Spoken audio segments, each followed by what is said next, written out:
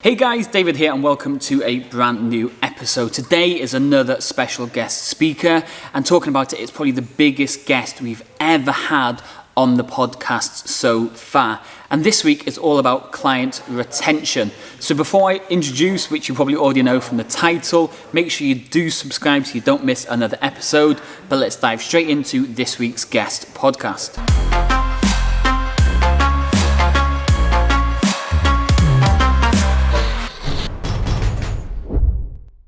Okay, so welcome guys, welcome to a very special episode. Today we have Jonathan Goodman joining us. If you don't know who Jonathan Goodman is, you just literally put it into Google and it will come up with all of his books, all of his courses, all the newspapers and magazines and TV program. Literally, Jonathan Goodman is the guy we need to talk to if we need to know about online lead generation. And what we're going to talk more about today is online sales. So good morning. Is it morning, yeah? It's morning for me. Good afternoon to you. What is the weather like with you? Because here in the UK, it is 30 degrees. It's like the hottest day of the year so far. Is it? No, it's a little bit overcast today. We're coming off the end of a weather pattern. We've had a little bit of rain, but we have like 9 days of sun coming up.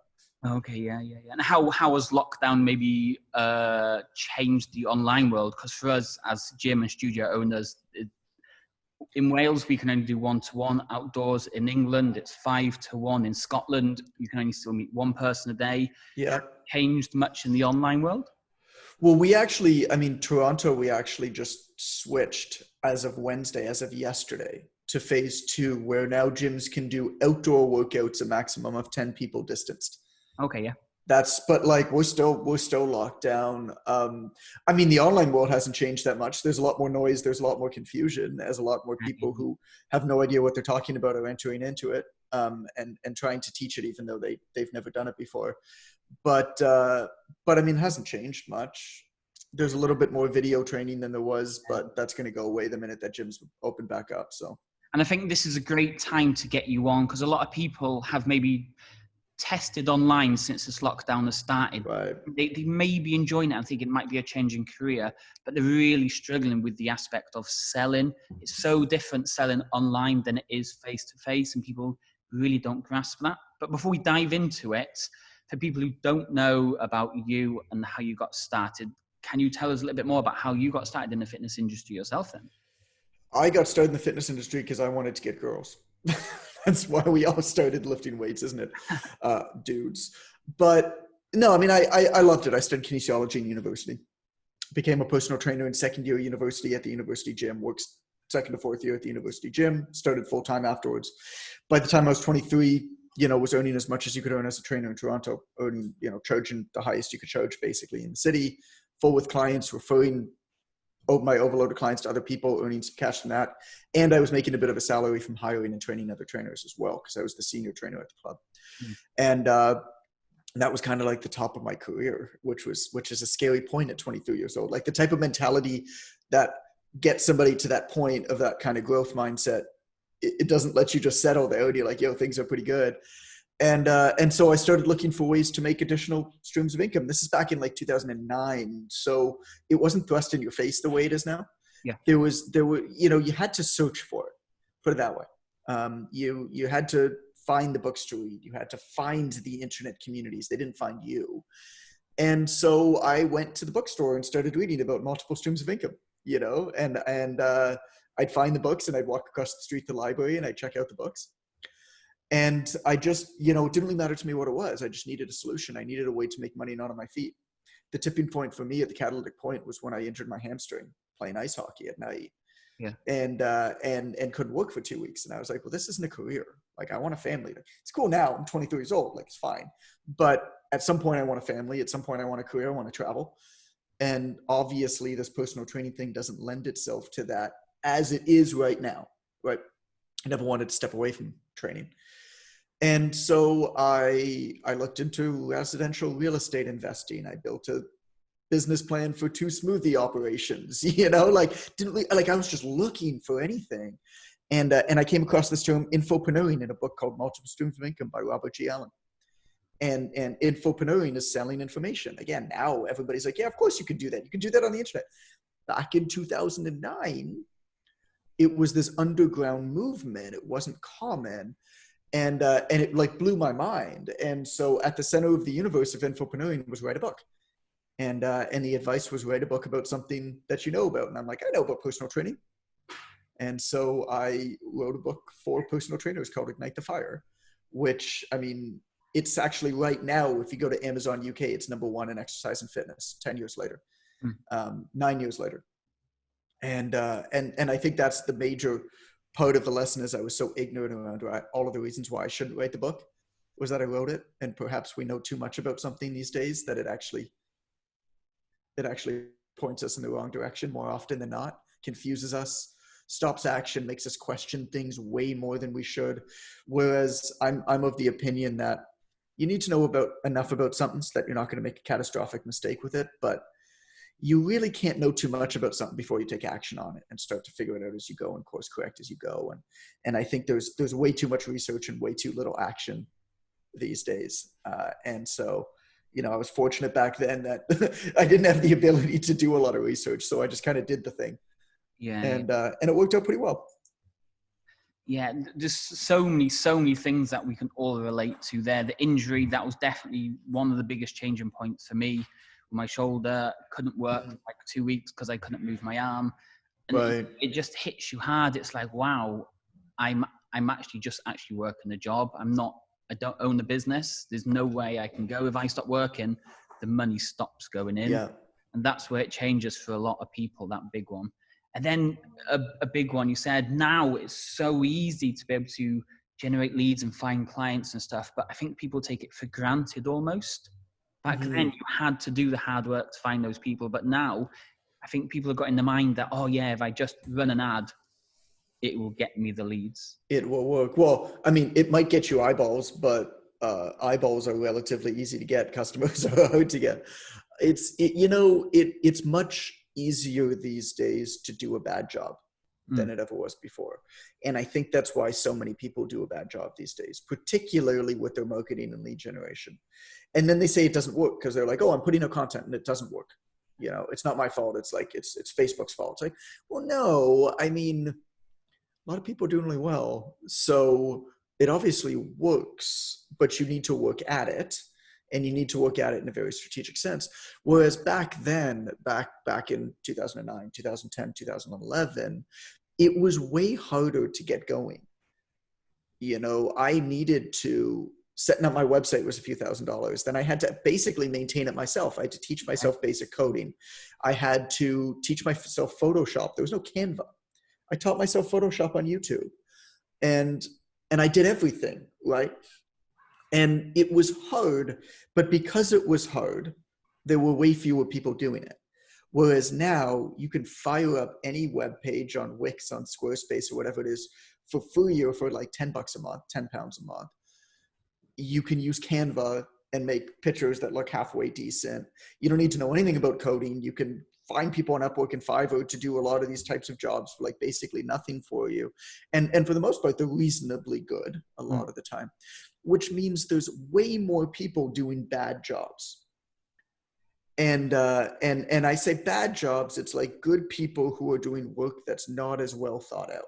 Whereas back then, think about what it used to take to send an advertisement before the day of like the internet and micro-targeting. You had to have a product, right, that you believed in, that you probably tested in the marketplace. And then you had to write a letter, like physically write a letter that didn't have mistakes or anything in it. You had to write a letter. You had to go out and find somebody with a list and probably buy like a physical mailing list. You had to pay to send a letter in the mail to each individual person. So you had to put a stamp on the letter, which means you had to pay for the list. You had to pay to print the letter, all the materials, pay for the stamp, send out a test mailing to people in the mail, right?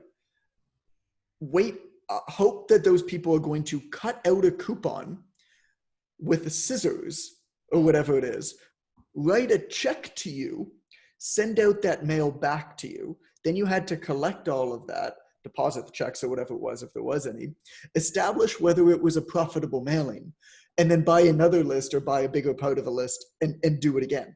Like this was, months, years with a lot of skin in the game. where you had to be good. It forced you to be good. Hmm. And the result is there were way fewer people doing it, but the people who were, the material as a whole was much better. And so there's pros and cons, you know, it's easier to get going. It's easier to make mistakes. It's easier to learn as you go than it ever was. But it's way harder to get heard because it's so easy. There's so many more people doing it. Yeah. But it also means that if you are good, you're going to stand out way more than you ever did before, because now it's so clear who knows what they're doing, who actually has invested in this, and who is kind of pretending. Yeah. Okay. So we mainly specialize in lead generation. So before we dive into sales, which is what we had a quick chat about before we started this episode, let's just go into a lead generation a little bit more. Specifically for the online world, is there maybe 3 or 4 things people really need to focus on that's working well to generate the leads? Or any sort of systems you would advise that people should really be aiming to work on and improve with? You tell me, you're the expert. What are you guys doing that's working right now? So Facebook ads is usually what we tend to push for because that's what we specialize in. And then social media. And what do you do with Facebook ads? So it's all about targeting people with the right kind of service and offer. So we were talking yesterday in AJ Morton's group about really understanding your target audience. So instead of writing an advert to everybody and anybody, we actually talk to a specific type of person, which would then make that message clearer to them to understand that what you're trying to offer or promote or the service you're delivering is specific to that type of person. Even if you do work with a wide range of people, the advertising you do for each type of person is specific to them. So if you work with men and women, you'd have a ladies ad and you'd have a men's ad. That way then it makes it much clearer for that person to know that your advert, your offer, your service is specific to them, which is where most people get the leads from. It's then moves it into the sale, which is the stuff that most people really do struggle with. Right. Yeah, I mean, I agree with you. I mean, you're the expert, right? Of course, I agree with you. You know what you're talking about. It comes down to the offer and the quality of your offer at the end of the day, which is the targeting. I think that the ability to make a good offer or compelling offer is probably the most important aspect of selling, of marketing. And I know you do a good job of teaching your people what a good offer is. I mean, what's compelling for your target audience? Well, you got to know them really well. You've got to make something that's time sensitive. You've got to make something that has a goal that they can see themselves achieving in a reasonable amount of time. Because really what you're trying to do is you're trying to get people to take that kind of first step with you. A lot of fit pros fall into the trap we find of they have a really hard time almost empathizing with their target customer because their target customer is different than them. They know that fitness is a journey, not a lifestyle. They know that habits are really important. They know that long-term sustainable change is what really matters. I believe this. Probably anybody listening to this is going to believe that. But if you try to sell that to somebody as your first exposure to them, you're going to have a really, really hard time. You got to get the buy-in before you kind of sell that. So a compelling offer is something that's short-term. This is why things like challenges work so well. A lot of great paid lead generation that we do and that we've seen work with our people, and I don't know whether it's what you do, but centers around challenges, not because we think that challenges are the end all, but because it simply works to get people that initial result where they buy into it, where they then are more willing to go on that long-term journey with us, that we can make real sustainable change. Yeah, it's just key. If somebody's just seen you, they've seen your advert and they've seen that you have a ladies only gym, they're not going to be 100% committed to want to join you for a 12-month contract. Right. Would you? Like think about, would you? If you didn't know who the person was, would you commit to them for 12 months? Heck no. It's like Sky, a brand new TV channel is launched and they're trying to get you to commit to a 12-month deal, but you've never heard of them before. You're going to be wary about joining them. But if you've got a short offer, something that they can see, like you say, in 6 weeks, I can help you lose 1.5 stone. It's not an unrealistic goal. It's such a short period of time that they feel that they could commit to and stick with. Right. So when you enter that funnel or the challenge or whatever you want to call it, they can achieve those goals, then you move them into the long-term stuff. Yeah. Yeah. And like, it's one of these things where, well, let me tell you something interesting. So we sell the Online Trainer Academy, the certification, and we have mentorship aspect of it. And we're just coming off a massive customer insight research study. We've done a few of them. This is the biggest one that we've done, like 6 months. Probably cost us about $100,000 by the time we're done it. And the insights are super, super interesting. But one of the things that we found is that basically we take everybody who's signed up for the program, and then we batch them. And it's a really in-depth process with multiple statisticians working on it too. But what we're trying to find are customers who are representative of larger customers. And then we go super in deep with those representative customers in really detailed interviews, and then break them down. And one of the things that we found is that from the time that somebody first heard of us to when they bought or enrolled in the Online Trainer Academy, the shortest length of time was 9 months. Wow, okay. 9 months. And that's not just seeing your advert, that's reading your emails and following your Facebook page. I mean, we've got, we have 3 or 4, I don't even know what the number is because I don't look at the stats, but 3 or 4 million people who see our website every year. I mean, my books will do tens of thousands of sales a year, more than that now. I don't even know what we'll be at. But I mean, most of my books have 20, 30,000 copies in print. And they get passed on, and there's bulk orders and stuff like that. So like, people are exposed to us on a really large scale. And they're just, they're not ready. They don't quite trust us. Like, we're asking them to go on a journey with us. It's not just the financial investment, right? It's the trust.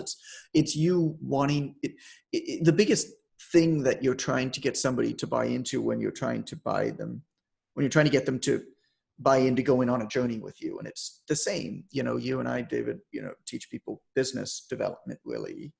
It's the same. We're getting trainers to go on this journey with us, as the trainers are trying to get their clients to go on that journey with them. It's oftentimes the people who we work with have tried and failed or not gotten the results that they've desired beforehand.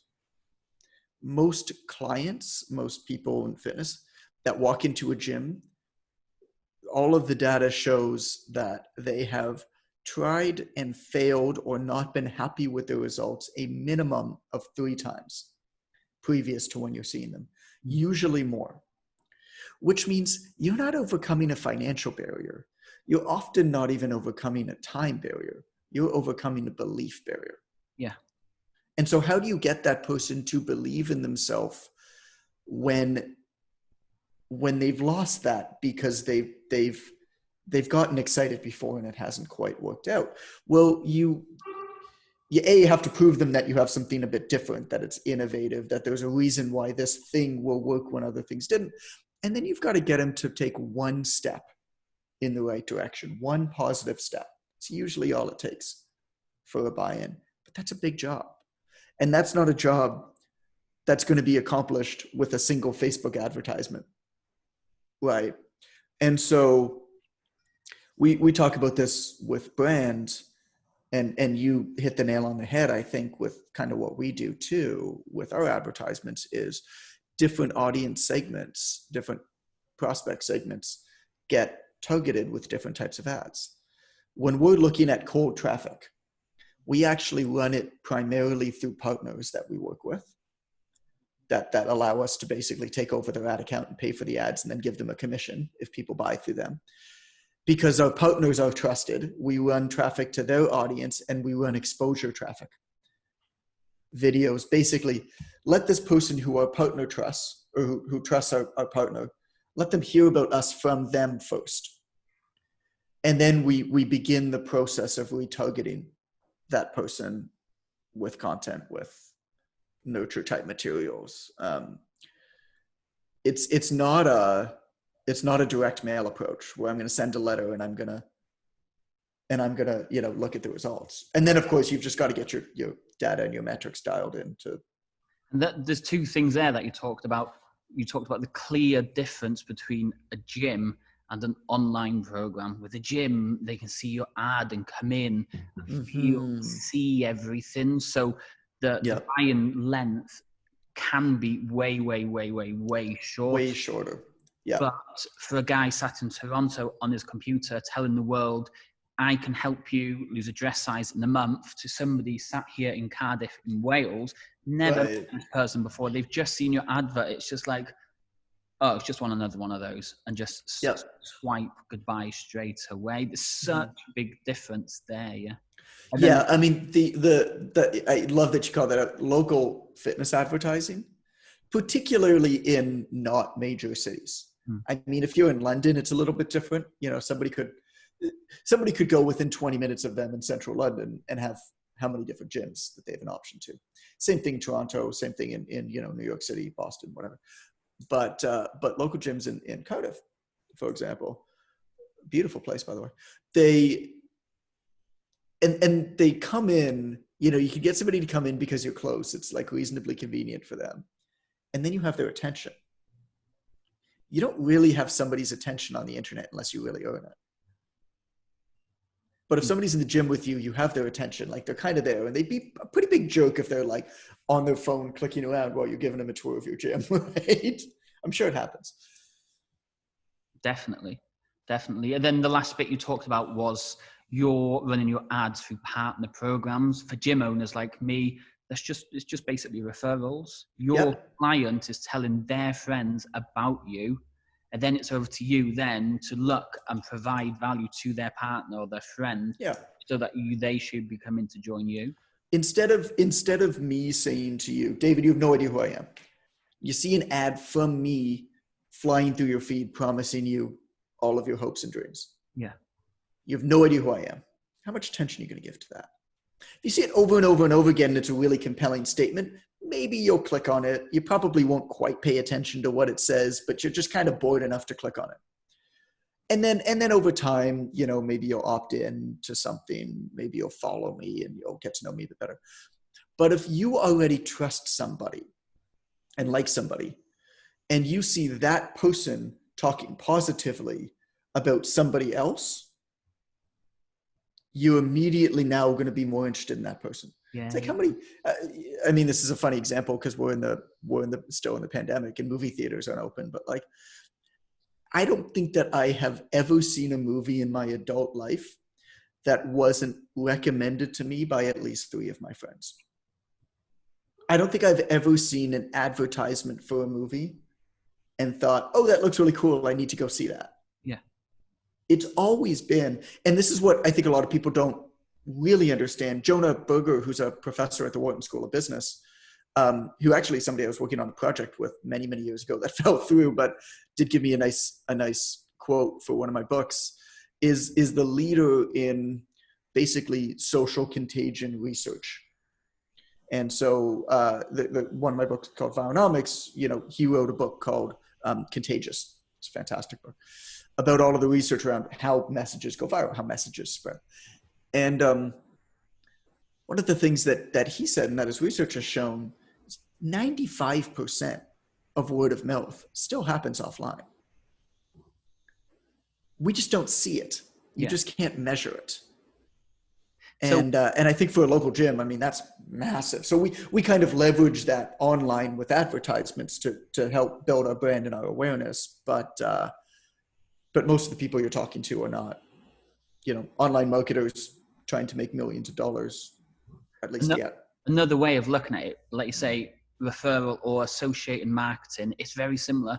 When I started doing these podcasts, I was too scared to ask people like yourself or some of the major, who maybe I would call competitors, to do these podcasts with. My thought of they might steal my customers or my potential clients.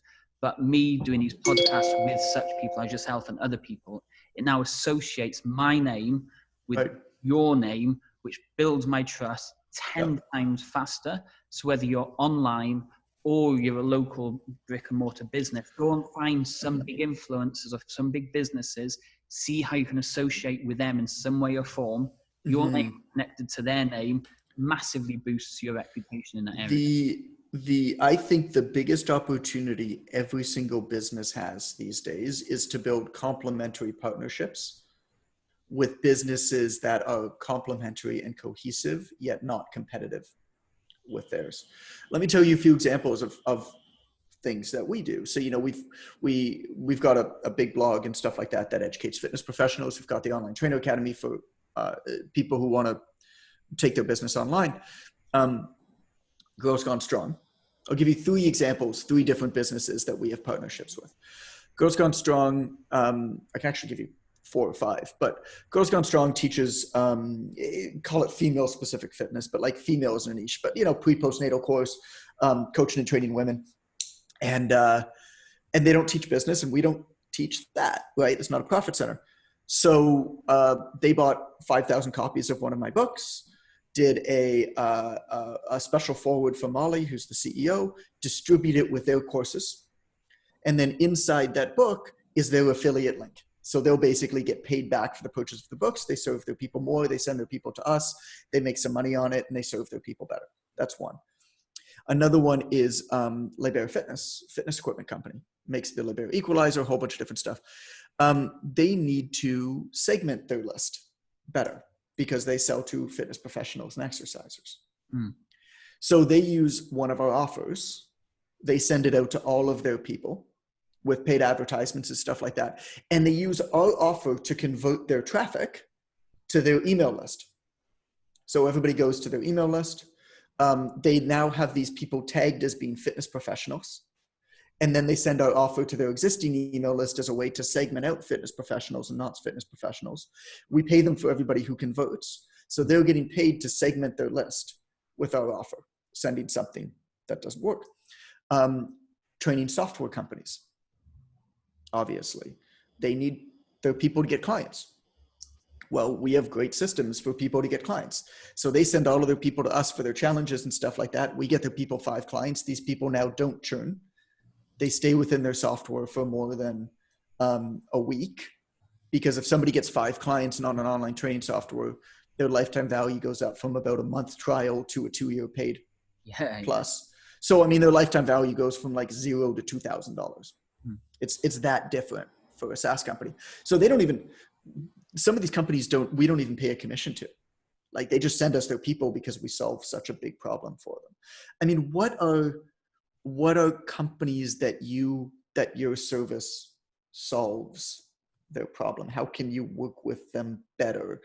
And they'll send their folks to you if you can figure that out. And it's very rarely, for anybody who can move the needle in a partnership for you, it's very rarely a strict monetary transaction. Yeah. It's almost never. I mean, most of the companies that we work with pay them $100,000. It's not meaningless, but it's not meaningful enough for them to stop what they're doing and take part in what we're doing. With these partnerships, though, don't just pick anybody and anybody. Really look at your target audience. So for us, an over 30s gym, probably 70% women. We go and target hairdressers.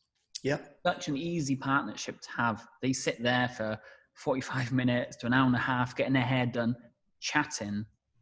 If you can give some of their staff some free memberships or something in return for having that chat, they can be sending you free clients all the time, and word of mouth referral again. And if they have a Facebook or an Instagram page, could you send a message through their page via Facebook ad? Can you basically buy ad? So what we do is we do ad account takeovers all the time, because ads just convert better from other people's pages. Like think about the difference between if I'm like, hey, David, my name's John. I'm great. Buy my stuff.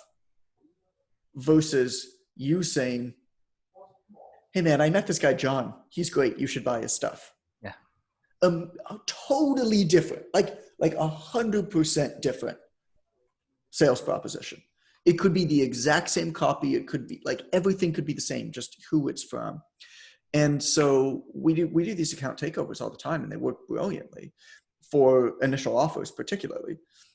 And on a local scale, man, you can take somebody's ad account over, pay for the ads on your credit card. You don't have access to see any of their data or anything like that, only your account. Yeah, yeah. run the ads, manage it 100%, and then just pay them a commission and they don't have to do anything. I mean, And it's the best deal ever. yeah, Like, yeah. But if we stepped away from that, something that a lot of people don't do with their Facebook ads is running ads with a testimonial call to action. So I know with Facebook, we can't use weight loss before and after pictures and all that type right, of stuff. right. But if you're getting your client to write a review in a certain way, or you can rewrite their review in a certain way, people are going to resonate to that person straight away. It's not a buy my stuff. It's a, I've been here, I've been getting these results, check out these results. This is what my life was like before. This is what my life was like after I did my 6-week program. And that instantly builds so much more trust than saying, here's my 6-week program. Do you want to find out more? Because they can see the results they can get, but you have to be, that's where your copywriting skills come into play. Then you have to be a little bit better at writing these stats. Yeah. Well, yeah, you got to tell a story, but I mean, even with people you've never worked with, like if you have like a local institution, like you said, hairdresser for sure, if there's like a local coffee shop that people love, you can absolutely go and like drop flyers and stuff in there. But honestly, I just run traffic from their page, from their Instagram, and I don't even know if you would need like a before and after. It would just be Yeah. like, it would just be like, hey, these guys are great, right? You're going to get a way better return than if you ran that same traffic from your own page. So something when people ask me about starting online, we've never ran an online site to the Canine Fitness. So what I tell them mainly is if you're running ads, run local ads. Because if you're brand new to the game, you can always meet up with this person. Yep. You're not Yeah. coaching face to face with them, but you can meet up for the consultation and then go online or once a month and check a progress report. Is that stuff that you would talk about when it comes to generating leads yourself?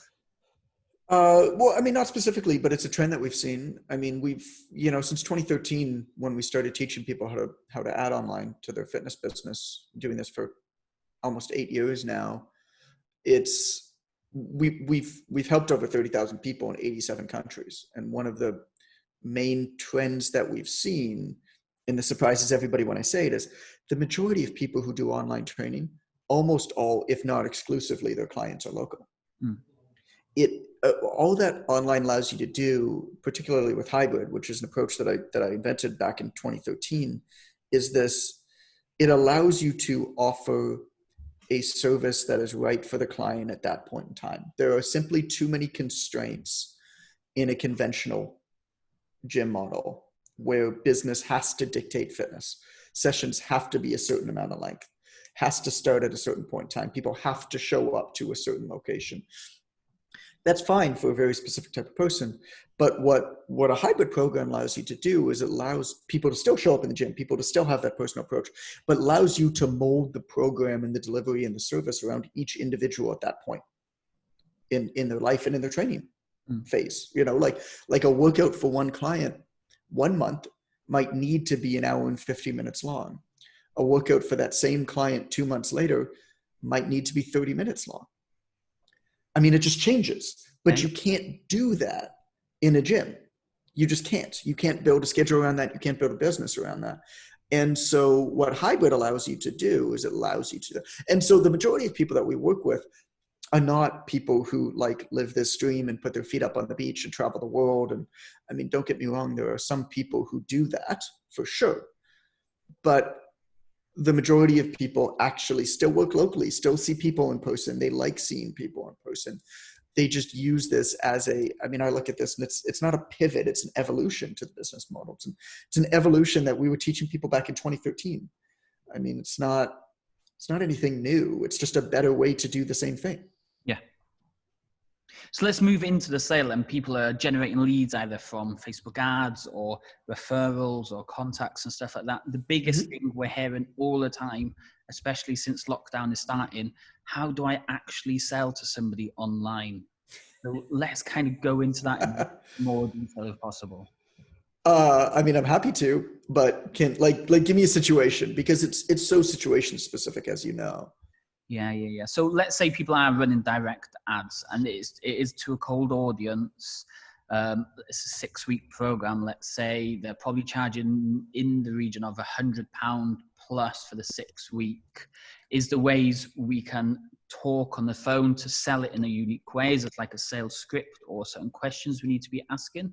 Or is that not the way forward? Is it worth building that retargeting audience, retargeting them again, and then finally having that option to request a phone call? Okay. So the conversion point is a phone call? Yeah. Got it. Okay. So that makes a big difference. Whether you're trying to convert people through TMs or through email or directly on a page with none of those things or a phone call. So if you're sending people to a phone call, then you actually need to do a lot less. You just need to be really, really good at basically initial objection handling. I would say that the best thing to do then is to try to get people in some sort of a DM. You know, your goal is to, when you're sending out an ad, and again, this is so contextual, this is so situation specific. So like, this is not the only way to do it. And there are better ways depending on what you're selling potentially for your audience. Like anything else in this, you really should test it. What we found across the board that generally works best is you have a free community Facebook group. You create content, you create ads specifically to a certain type of person. The Facebook group is a gathering group for that certain type of person solving a problem. You engage people and build brand in those people in that Facebook group. And then multiple times a week, you put in calls to action, call them spear posts, whatever you want to call them, inviting people to put up their hand and reach out to you. And then you have a very quick DM script that either you or a virtual assistant or something like that can manage that leads that person to book a phone call with you. That's the most seamless way. If you go direct to a phone call with advertisements, you can. You're going to need a bit stronger brand or reputation though. So if you have that, it can work. Right. You also rely considerably more on the strength of your copy and your targeting, which again is fine if you have the skill set to do it and the finances to do that. I mean, our ads, like there's myself, there's our director of marketing, there's our traffic and conversions guy. We have a full-time art director with, you know, multiple people that he siphons off design work to. And then we have a full-time copywriter on staff who I basically bounce back and forth because I write a lot of the copy too. And we refresh our creative once a week. And when we're constantly testing and refreshing and testing new creative, that's kind of what you have to do if you're really deep in the conversion game, which is probably too much to do if you're a local gym owner or an online fitness professional. You need a big budget to do it. And that's kind of what you need to do if you want to make sales that are medium to high ticket directly through the web. You've got to be around for a long time. You've got to do that. But the other method of basically getting people into a Facebook group, once you're in the Facebook group, as long as you run that group well and you engage people, you can get a lot of the impressions. You can build a lot of the brand equity towards those people that does a lot of the selling kind of unconsciously. And then you just need to make sure that systematically you're inviting people to raise their hand and get started with you. Like making those offers. And then, you know, inviting them to a phone call in the DM. And at that point, they should be pretty well sold. Like your phone calls should convert 50, 60%, I would think. The Facebook group is, for us with the FitPro stuff, is massive for us. Because again, we're online, get as many people in there as possible, provide constant value. For us, we only market at the end of every month. So we only have a sales push at the end of every single month. It just makes our life so much easier. Everything we do for the final week is dedicated to making a sale. The rest of the month is content, asking questions. But if people are desperate for sales right now, lockdown's been tough. A lot of people have been leaving. What are the quickest ways right now to be making the sales? Right now? Yeah. I mean, here's the thing. If you've never done any work and you've never built a reputation that precedes you and you haven't gotten real results from people that want to shout your name off the rooftops, there's not a lot you can do in 7 days, in 2 weeks. Like that's the work that you have to do behind the scenes. Right now, I mean, the best thing you can do is just make a good offer and put it out on your pages. Right? We call it a 5-1-60 offer. I'm looking for 5 people who want to achieve, give me a specific goal, specific to a person, whatever that is for you. So I'm looking for 5 single guys, 30 plus, who have,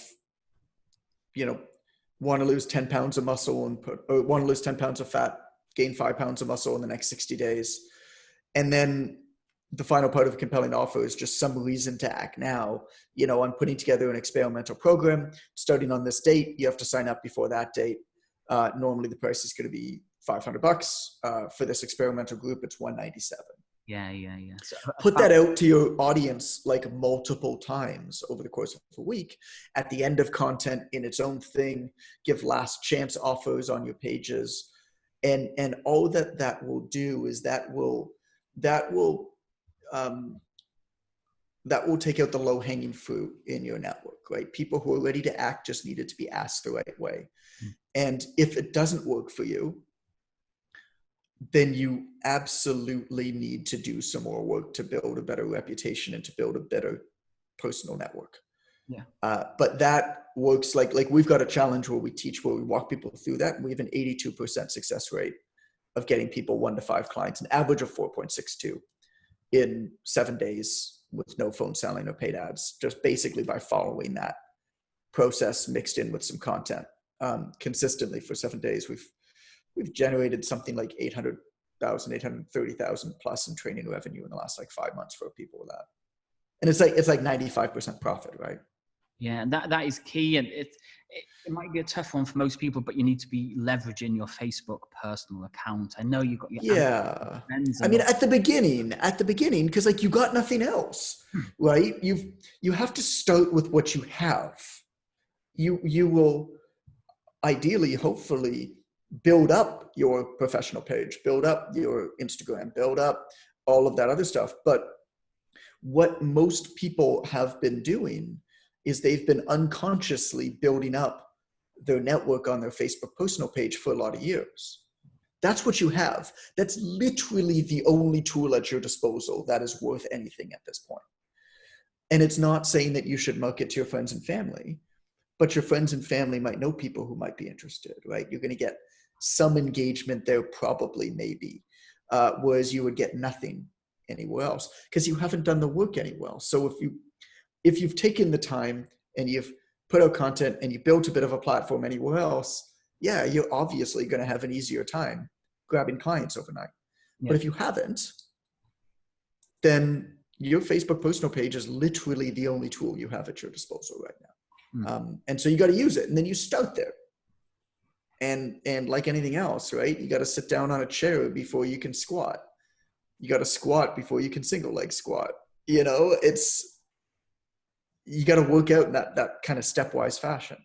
That almost takes us back to what we talked about right at the very start. Now everything's just a little bit too easy, but the ones that put the effort in right at the start, really understand confidence and stuff, that's what really helps you push on quickly.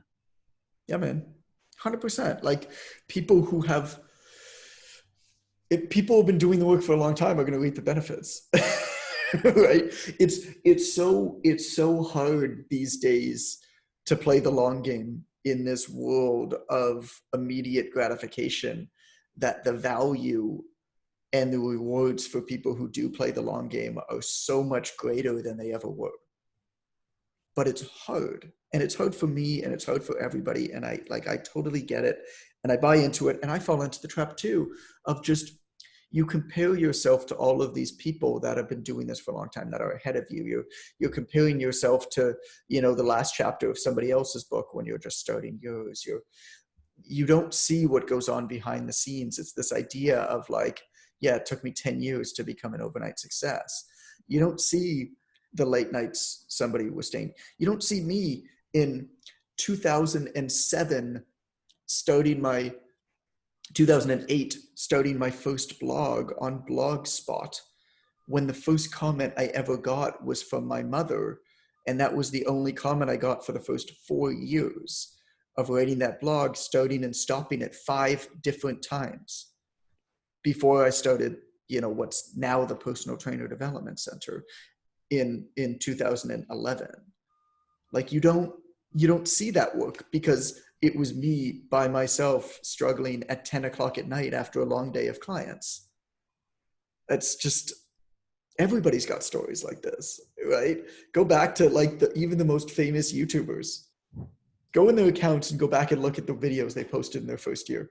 They suck. Like they're bad, but you got to put in the reps. Yeah. And you got to start. And it's hard to do that, man.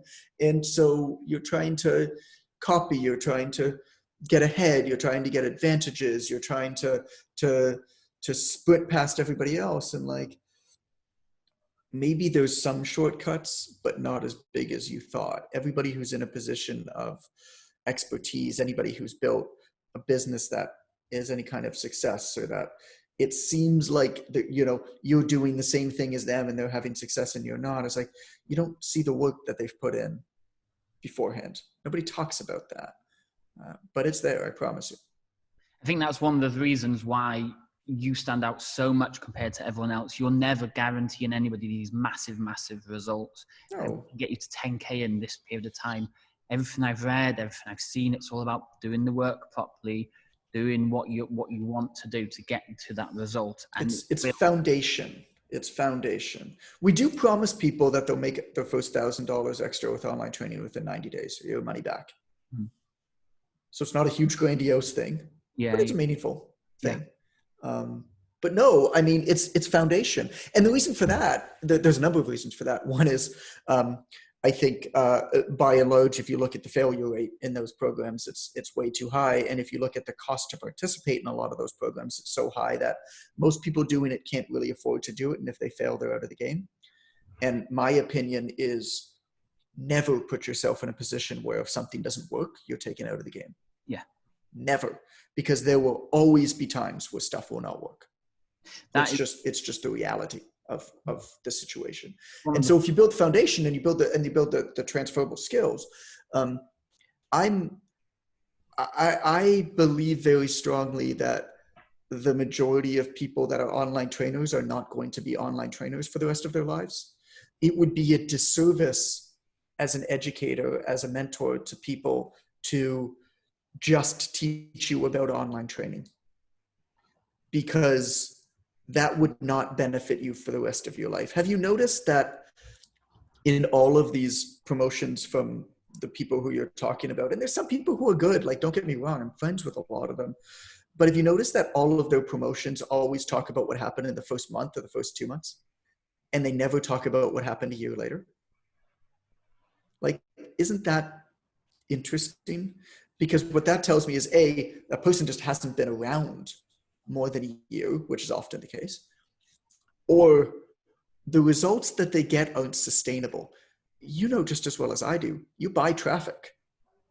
When you buy traffic and you start buying traffic for somebody, it's reasonably cheap. And then as you peel away the onion and go into colder and colder traffic and bigger audiences, it gets more and more expensive. So if you're trying to sell traffic buying as a service, you're always going to sell what happened right away, because then you can show these ridiculous returns. Okay, so what happens 6 months later when that person wanted to scale? And these are the key things, and something we always talk about with people. One thing you talked about there a minute ago, when we take clients on, the first thing we say to them, we charge $550 a month plus your ad spend on top. So let's say that's £10 a month. If you can give me £800 and I give you nothing back in return, how will you survive? Most of the people who come in have not got to that stage yet where they can afford to lose £800 straight away. So instantly Facebook ads is not, or hiring someone to do your Facebook ads is not the right person to go straight away. It's not step one. No. Put it that way. It's an important step. I love paid advertising. It's an important step, but it ain't step one. So let's just finish off there then, because we've covered like so many different angles of online training and brick and mortar stuff quite a bit. For the people watching this who maybe are starting online training or in online training but need that kick and advice, where can they find out a little bit more about what it is you do or the type of products and stuff that you sell? If you are interested in a certification and mentorship, it's called the Online Trainer Academy. Go to onlinetrainer.com/academy. We'd love to have you. It's open all the time. There's open enrollment. So when you're ready, we'd love to work with you. If you're not ready yet, totally cool. Come back later. We're not giving you this ridiculous pressure that we all hate. If you like podcasts, we have a podcast called The Online Trainer Show. It's fun. It's funny. It's about comedy. It's about business development. It's not one of those stodgy podcasts. So that's Online Trainer Show. You can find it anywhere you listen to podcasts, or just go onlinetrainer.com/podcast. Perfect. Thank you for coming on. So that was today's episode. Thanks for watching, and if you're brand new to the channel, don't forget you can always subscribe by clicking that big red button below. Speak to you all tomorrow. Cheers.